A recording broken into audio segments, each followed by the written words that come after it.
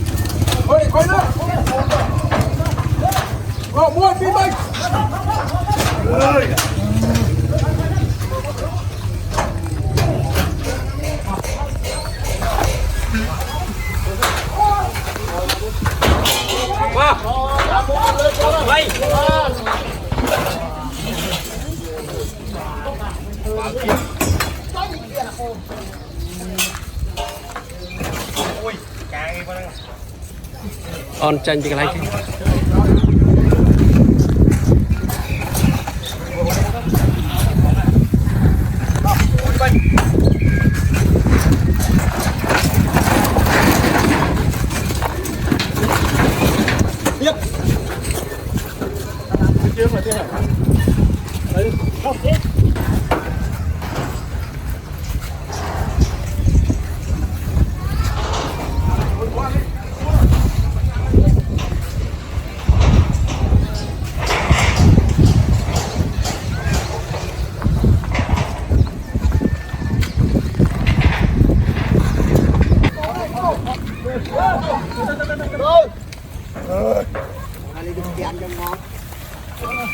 gà tôi mua thôi rồi còn đã nó cho với nó để nó ôn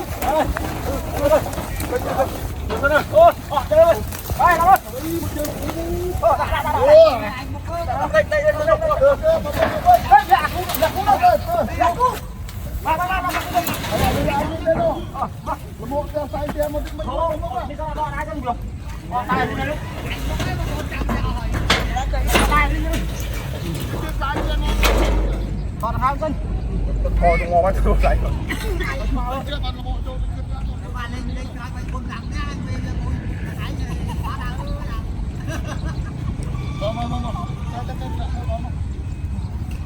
xuống là tay rồi lấy chơi thôi sao được bơm cho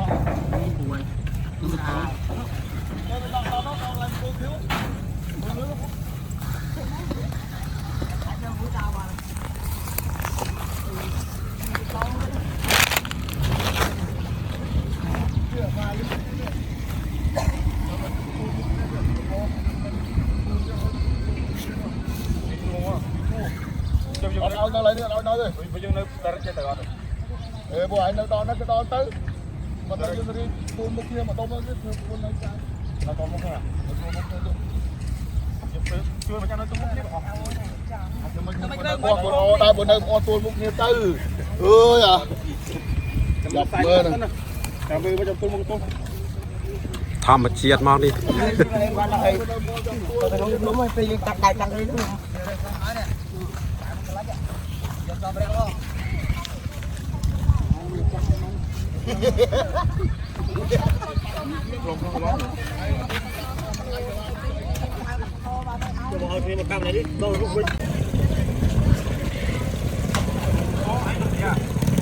Khen, mạnh thật. Mau đi, mau đây, bật vào đây mau.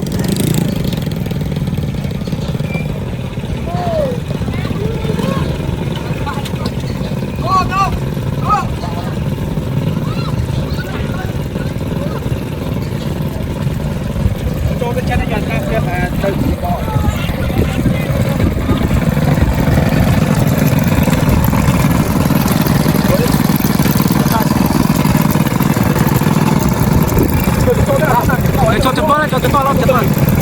Anh kìa, cái hàng nó tôi sẽ cho anh cái bớt rồi. Chật quả lắm. Ô, gạt thu bên tay này.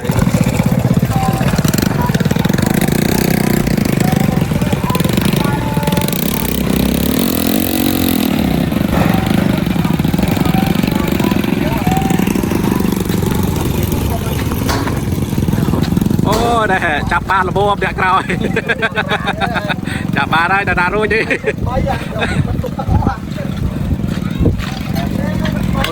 chứ rút măng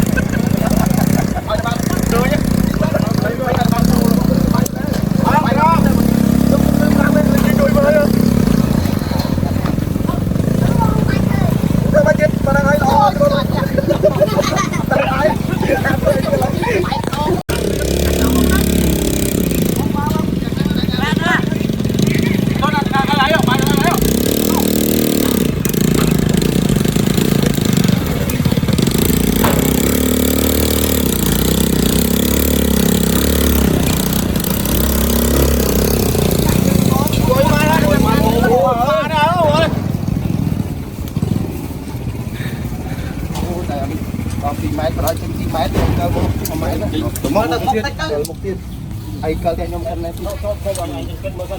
lại ta ở đó ăn chút tức một cái câu cho tiền thì mà thằng thay mình tích nó thay ở ta nó tay chút tức nó có tay mà chứ chúng ta hết mày nãy giờ chú ai biết đang nha phục hạ lên nó có ta có tôi nói nó nói tới trong ta hơi nhung con trong cái đuôi con nào là con nữa còn con nó hai kìa nó cứ điệp kia đã to mệt xem con ta ui chẳng nó xả là khơi lá chứ không máu ta cho phải phá chăng tăng này hao cái này phải cho sao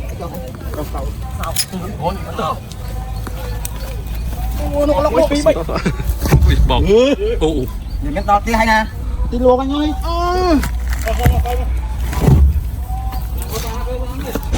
chừng mãi chân chân lại không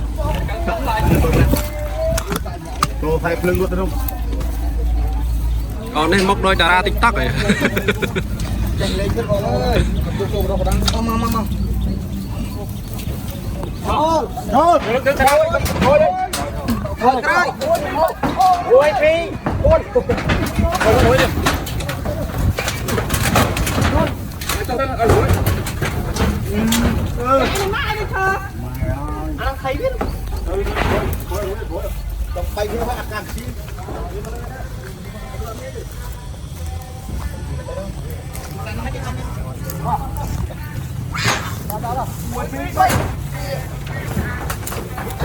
cùng lên vẽ khám không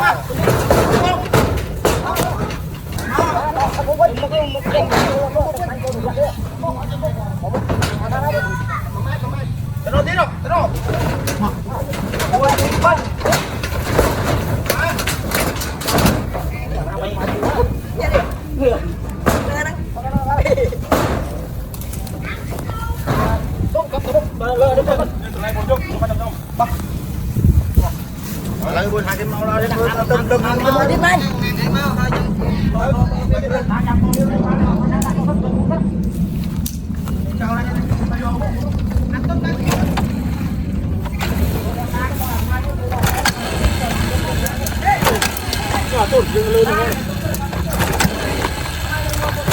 ơi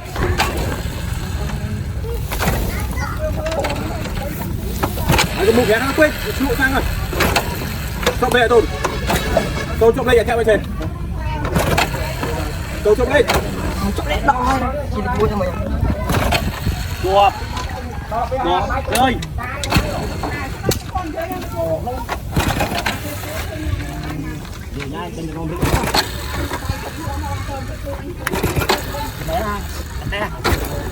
đây thôi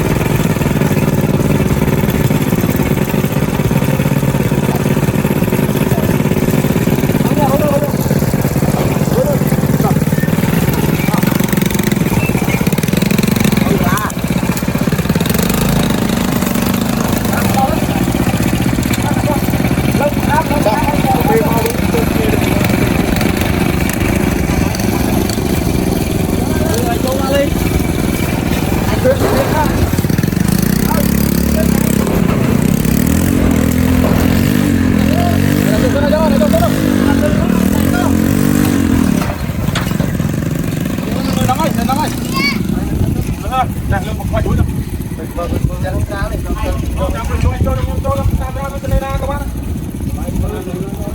anh ấy à bác phía ca đây xong bạc tỉnh rồi xong bờ tiền có định tiền mà cao ấy à cái tiền mà cao ấy chạp đi lơ mà bây nhỉ wow thật phúc à đồ tài mối không đi na đồ tài lá đồ tài lại cái chuồn nổi chân camera miền tiền nọ con cho bớt không xe thì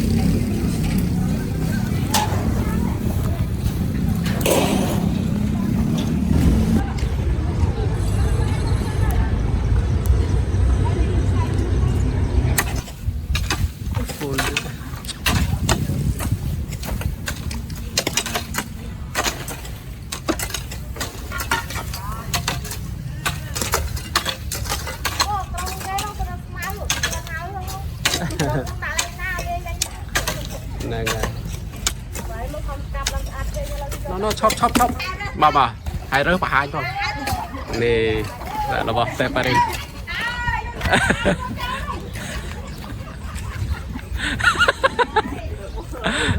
sao là bỏ xe pa ra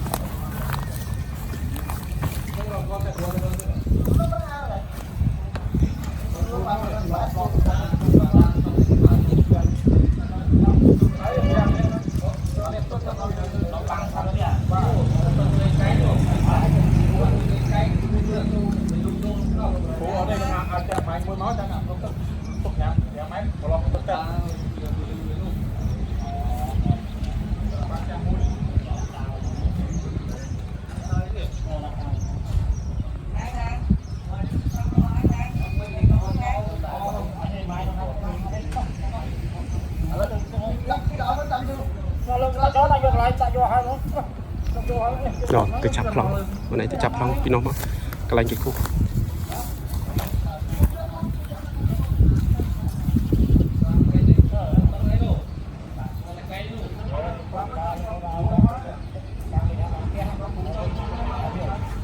มันล้างแล้วนุกบานอ๋อ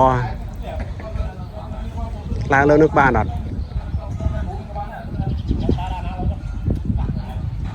ฮะ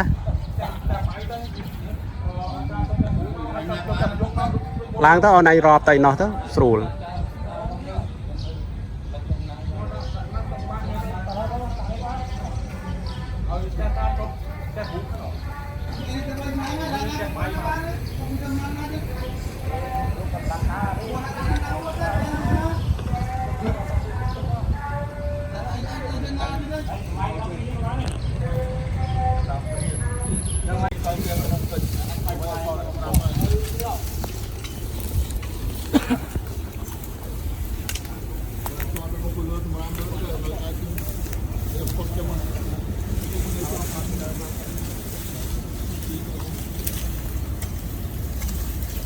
Nâng đoạn lịch tắc lịch ấy kia nào nhưng lịch tắc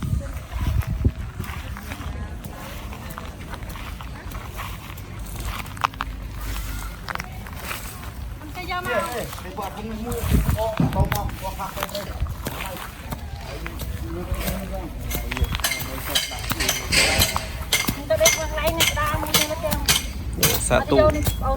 sợ tu ai sầm a bao nhóm tu ai tu ai lần đây vui với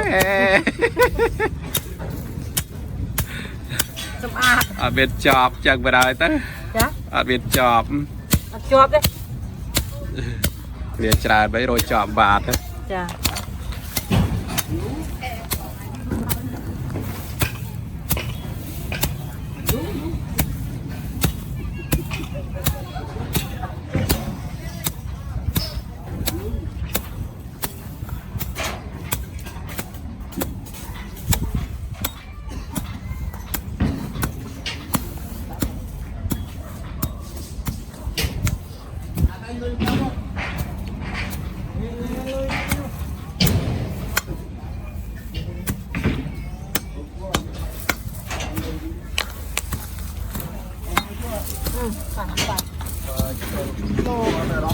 Này mấy cái này à? Mẹ cam tận ta lại sạp vẹ ơi.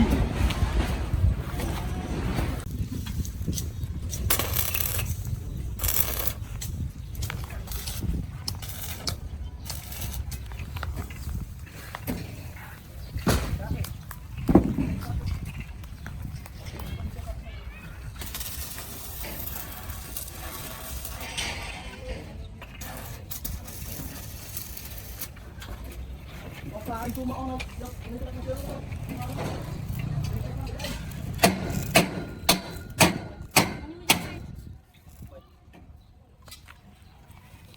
Bác đào thôi này.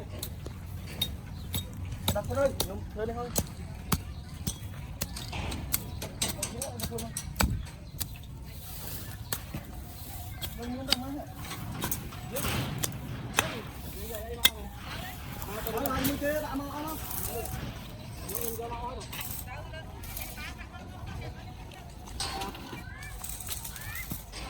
còn thoát phlang ngôi na phlang ngôi năng spa cái phơ này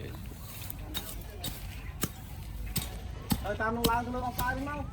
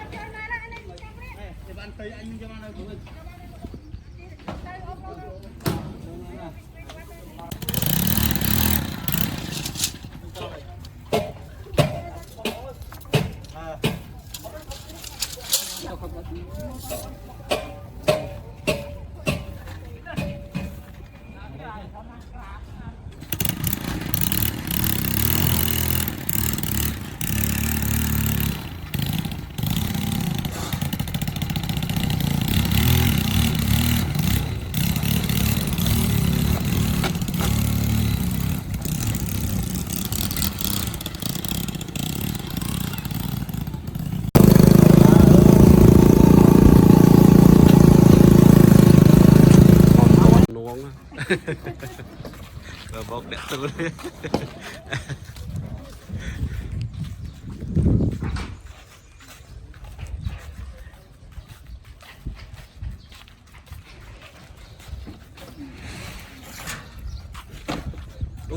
bà đây tiền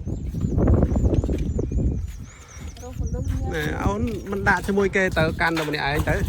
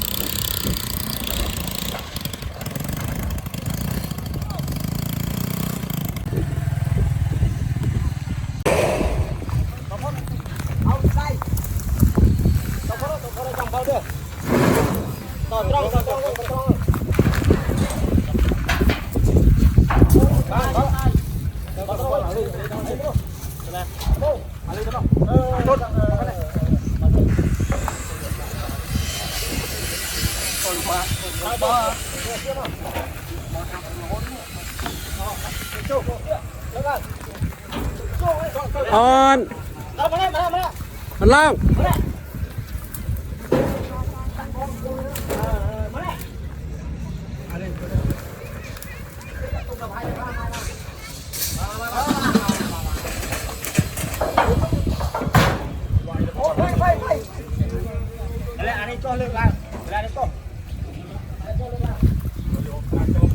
khao khai cho nó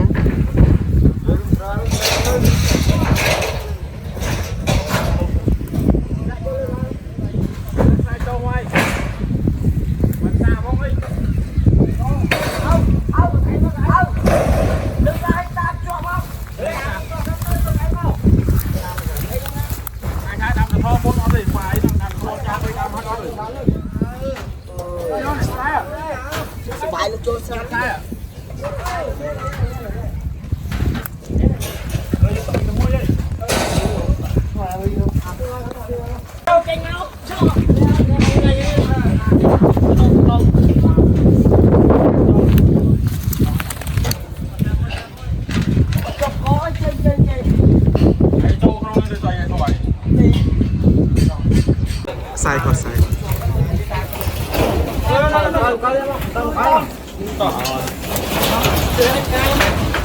Con sân máu. Tài đi anh ra đi. Lang khăn lọ à, lang khăn lọ. Ai cái đây cho nó miên muối ai, trong tôi không ngộ, không ngộ.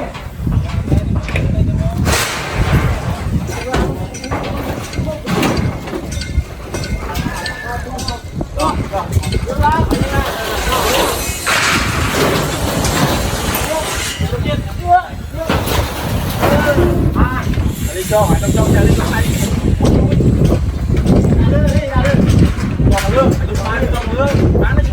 Tông là tôi cho lôi tăng. Tôi cho lôi ai chung.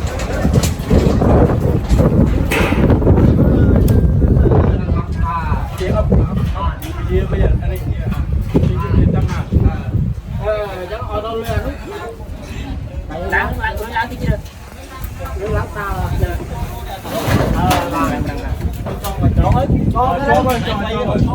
Rồi cho mấy khô các bạn là mấy khô mà.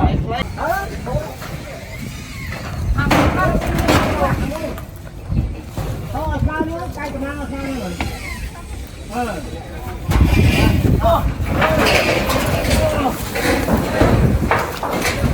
Tốt lắm. Giật được không? Con đây. Được không? Được không? Con thằng thấy không?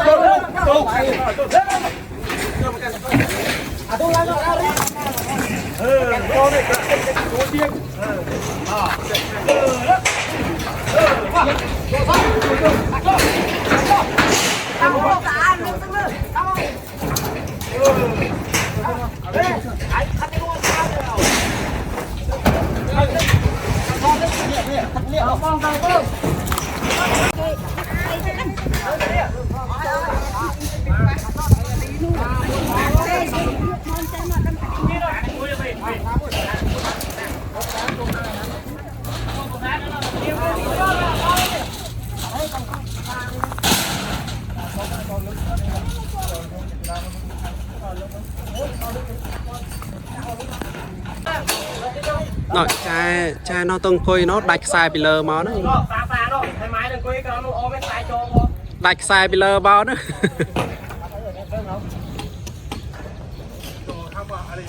con này trong quà ti nó mặt đặt con tay như thế nào thì mơ tôi vì chặt cho mình mới chặt nó xem một đo nữa ngọt dây rung dương bán bình nó có bán bình đã mà sượt nó nâng ấy chắc dương như nó làm lại rung bình như con rùa nhà mà mau chưa mập lên đấy uốn luôn ao nơi cao thêm con nơi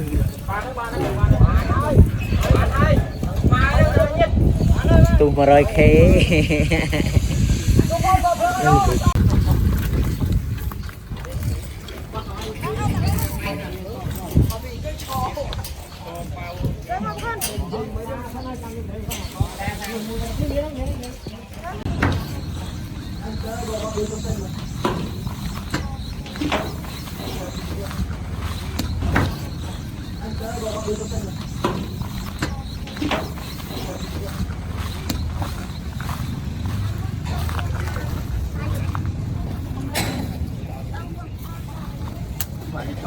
về rồi tù ai khởi như này mà tù ai mở một bên này môi camera nhâm chào mừng tao khởi như rùa bồn ai nó style cái rồi ông lại chơi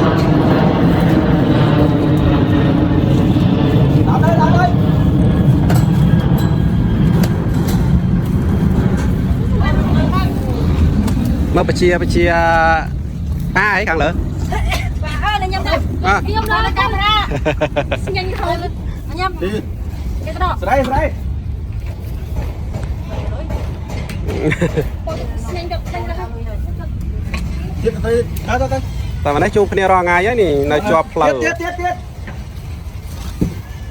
anh ta bắt nó cắm bên điเอาตะเกียบđây chúng ta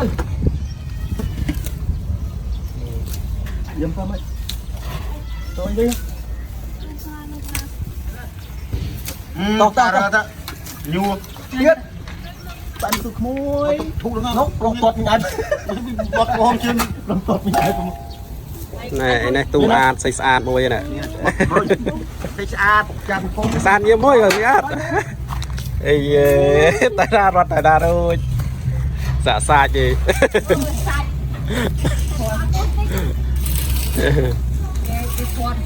nè đi press vào mai vậy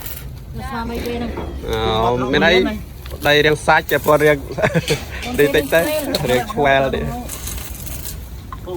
nó một tí độ nông báo mình chơi không làm cho nó cho khác làm tôm bây giờ tìm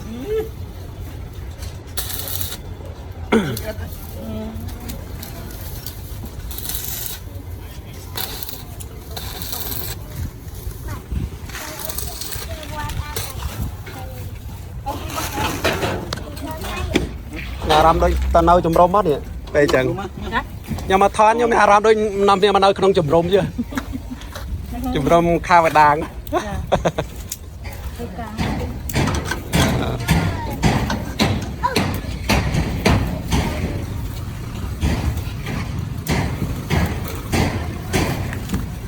anh ơi ơi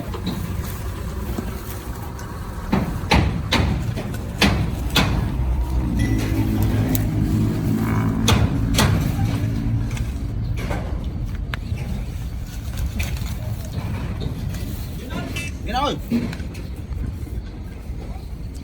cầm nạp hoàng thọ tiết khơi cầm nạp với ai cho sam thái tiện này rồi này tổng mà chỉ vật nó hòn miền khối chứ này nên mới điều này ngày hết áo chứ một ai đằng sau thầy ngoài nhà ai mà hết áo một ai đằng sau hay phụ ai sau đây nó con chào đây nè câu nó không tem mài nó không đợi chơi mà tầm hai chơi mà cái lao thế mấy con vua cho bọc cáp chạy tới nhom thọt tạt đáy thế năng bây giờ còn lần xa đấy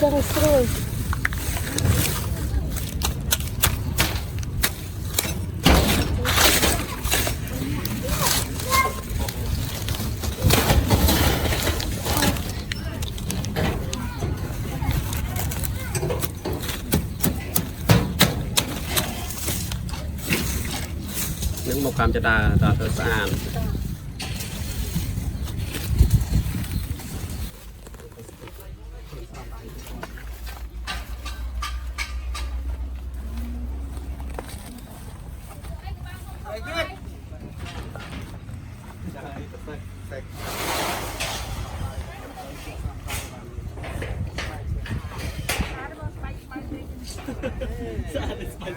จับยังไงเนี่ยตั้งคือดังเล็กเลยอ่ะเมียนลบคืออันเดียวเป็นสวามัยบุกเมียนบุก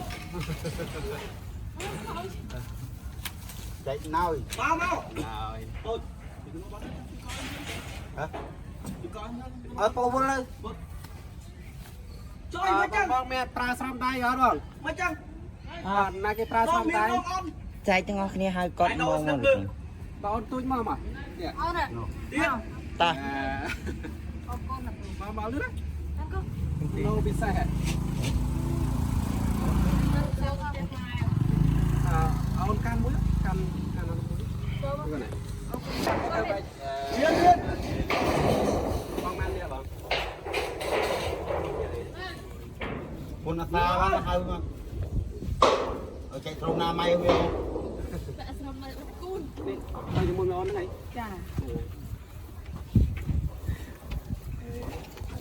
là ra chu hai trừ mùi gì đấy man ở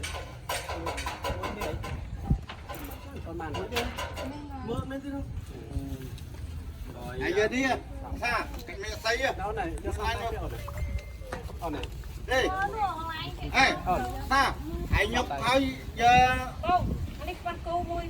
khoác cô muối lên lưng muối tao kìa được ra cho mà con rồi cho trong cua cua đi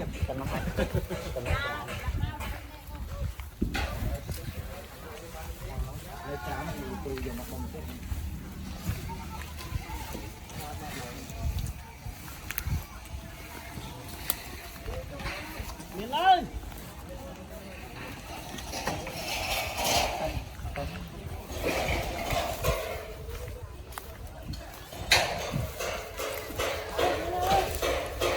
làm ngày đây chứ nghe chứ đi quên nhầm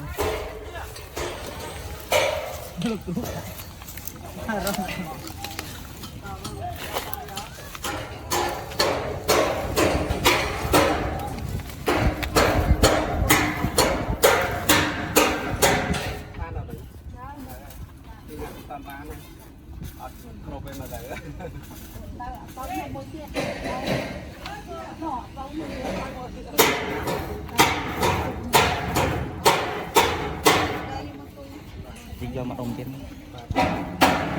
thôi chạm ra ai chỉ do mặt đồng tiền kan giờ pi đồng tiền tao cam chỉ đai chứ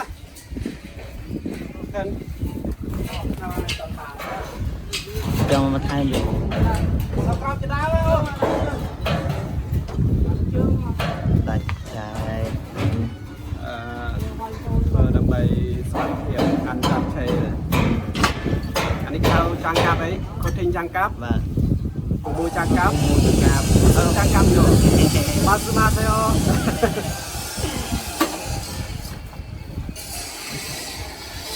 nghe nào ố bàn có tay chạy nè tu sạp sự khinh thật tu sạp Otmo vào đây đăng đấy sự khinh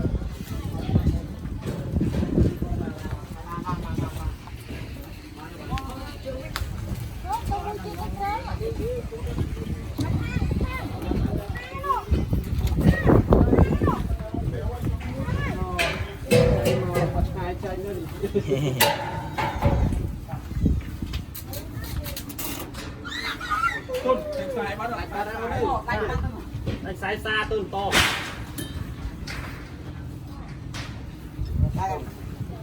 ngoài con này nữa nha đừng con nữa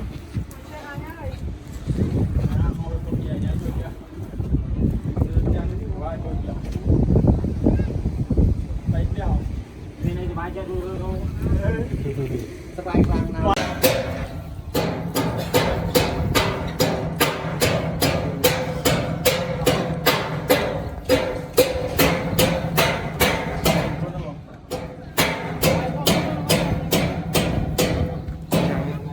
ngày nhưng mà được về cắt chẳng ở đây trang phan cắt để đưa luôn một điểm còn lư nè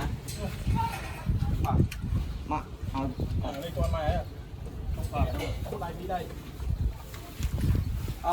là bông na trao ca tay hết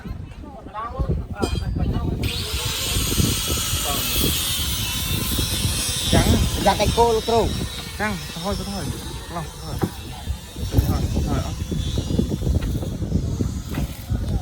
thôi đến khơi bị đâu đây mà trắng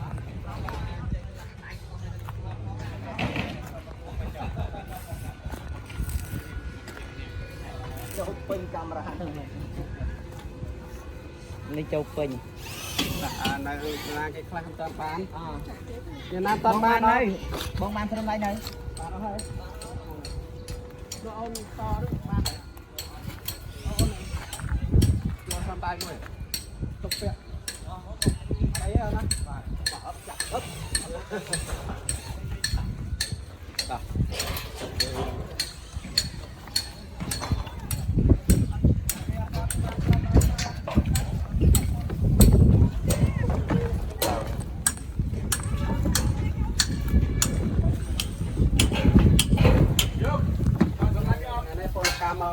ngày cho đây toàn bán này này thế rồi nó căng xuống bác xe thôi mình là sao mình muốn chơi không ở đây anh chăm tí chăm vô mà chay thằng nào muốn không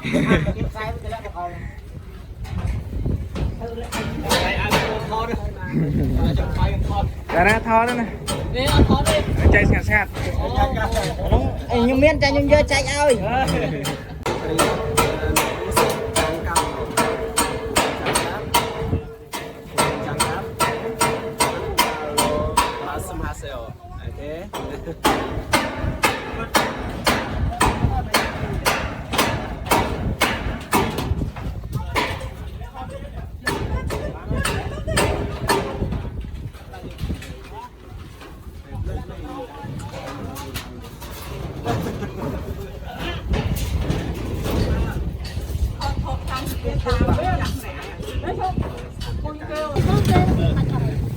rồi chặt thi ra tục cổ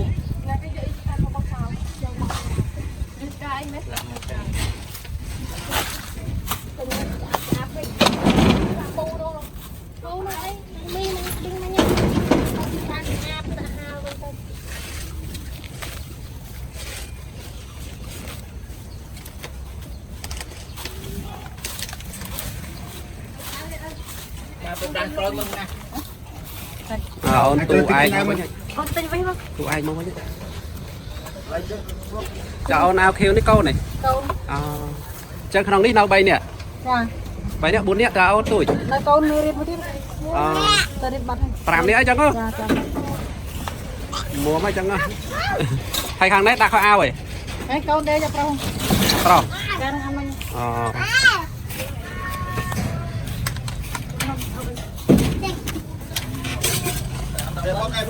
ai không còn anh tôi chạy tinh thay mơ mấy bác không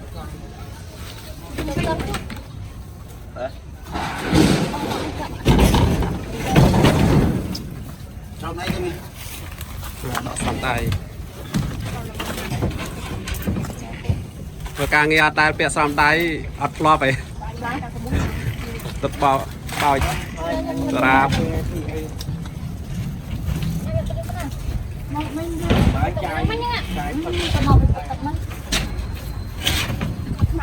mà tao ai rồi dắt tiền này ngày này rồi dắt tiền ngày này quay anh chia mình quay đánh chén rồi chứ tình với hay còn tình nó cho ăn thôi anh tụi nó mấy ngày láng mà ôi cũng sạch à nè sẽ sủng láng không mà chiết món này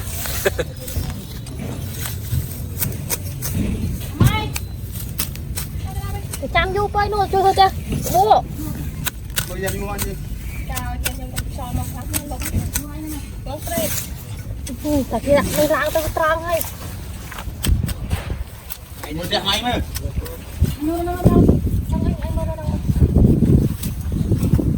đây mà thời chẳng tôi nghe rầm ca nó bị tôi lên về lòng lò rồi mày tôi chăm vô quay đâu tôi chăm một tụi mình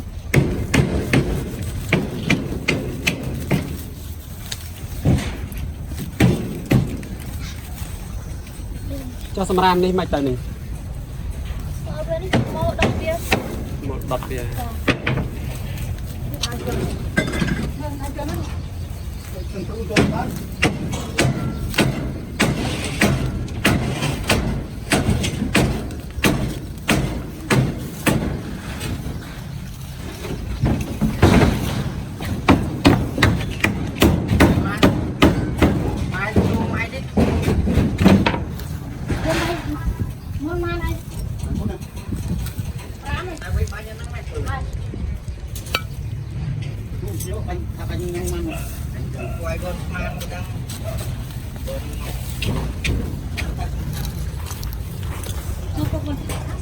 ta chìm rệp xuống nè sòng tay bậc ta tục tục thưa ai chắc ta ồ hay cây man nha bậc ta nè mình này ai nhỉ ô hay con trao này na vậy chẳng nâng xa có này ní âu á nhưng nâng này tra cật đặt cái van này hay khang đấy con trao đây nè đòn mong clam ba đây nè cái tao sát trâu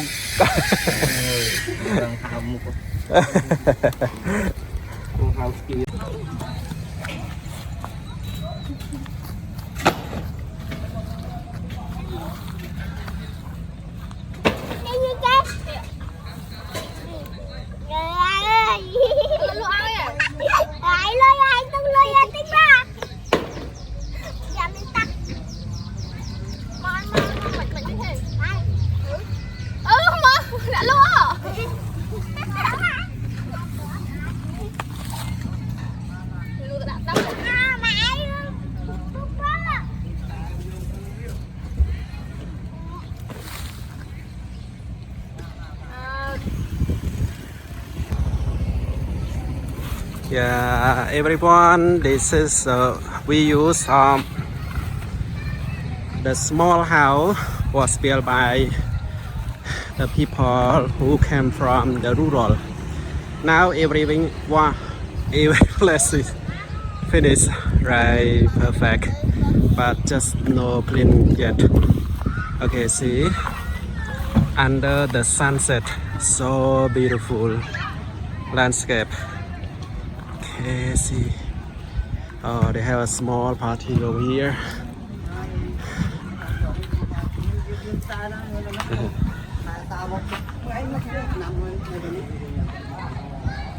Wow. Cái số bong, chọc video tích. Wow, đừng sờ bài giang ná bằng nó. Còn chọc tu video bong. Mon, đau. Cái số bong. Cho video môi các bạn. Hello. Tía. and a small house for a family. They have a family to work as a contraction over here. Hello, hello, con mình. Okay.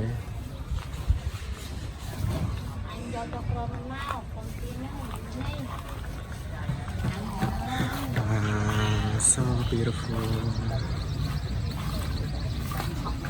Hello, xong bật chạp video mùi được đài mùi. Chạp hơi, chạp video sắp trục hơi. Chui hộp ôn mùi vậy. Hello, con ngàn mùi tiên. Phong ôn đây. Ok. Nè, tia kê này,នេះគឺផ្ទះបាយ this is a chicken kitchen. Wow, this small house, one family, they come and live here for work. You can have a look around over here, and this is one family. I think the guy said here there are 4 people living inside this small home. Okay. We hold on more, yeah. But okay. Under of the sunset, you can see so beautiful. Yeah. Okay. I just want to show you around. Where do they going to work? Why they come to stay around here? Because of work. And one day they can get the money from work as a contractions around $7.5 only for one day. This is for the woman, and the man is around $10, and everything they have to pay by their own self, like drinking, eating, food, and everything. So they can sell less, but they have no choice. And these are the children of their family working around here. So beautiful. Oh. Hello. Hello. Bơ thọt bùi. Chạm ba thôi. Từ đó. Wow.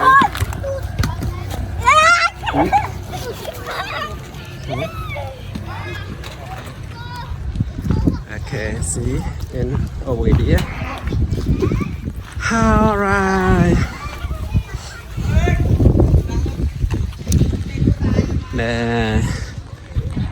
These are the apartments that they work for, and now the process or the buildings of this apartment is finished, and they continue to build the other side here, and on the other side of the football place also they are going to build the apartment.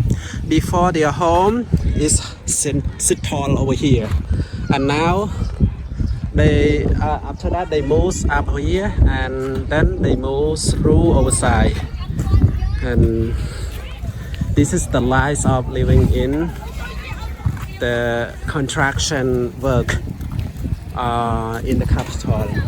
And they came from far away, around 200-300 kilometers from here. Okay, everyone, thank you so much for watching our video from the beginning till the end. Okay, thank you so much. Mommy, bye bye.